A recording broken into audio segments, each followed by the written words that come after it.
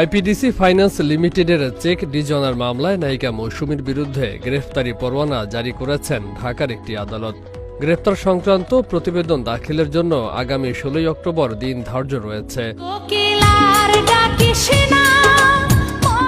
জানা যায়, IPDC finance লিমিটেডের ১,০৬,২১১ টাকার চেক ডিজঅনারের অভিযোগে গত বছরের ৩রা ডিসেম্বর ঢাকার একটি আদালতে অভিনেত্রী আরিফা পারভিন জামান মৌসুমীর বিরুদ্ধে মামলা করেন আইপিডিসির দায়িত্বপ্রাপ্ত কর্মকর্তা এম মুশফিকুর রশিদ। আদালত মামলাটি আমলে নিয়ে তাকে হাজির হওয়ার জন্য সমন জারি করেন।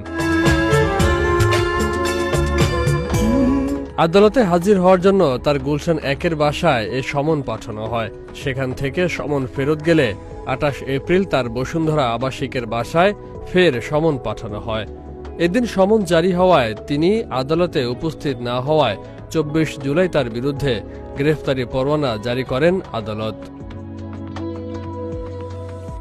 মামলার বাদী এম মুশফিকুর রশিদ বলেন, অভিনেত্রী মৌসুমীর বিরুদ্ধে চেক ডিজঅনারের অভিযোগে একটি মামলা করা হয়েছে। মৌসুমীকে আদালতে হাজির হওয়ার জন্য সমন জারি করা হয়েছে। তিনি আদালতে হাজির না হওয়ায় তার বিরুদ্ধে গ্রেফতারি পরোয়ানা জারি করা হয়েছে। এ বিষয়ে আইপিডিসি ফাইন্যান্স লিমিটেডের আইনজীবী আবু আল নাহিদ সাংবাদিকদের বলেন, চিত্রনায়িকা মৌসুমীর বিরুদ্ধে চেক ডিজনার মামলা করা হয়েছে। এই মামলায় আদালতে উপস্থিত না হওয়ায় তার বিরুদ্ধে গ্রেফতারি পরোয়ানা জারি করেছেন আদালত।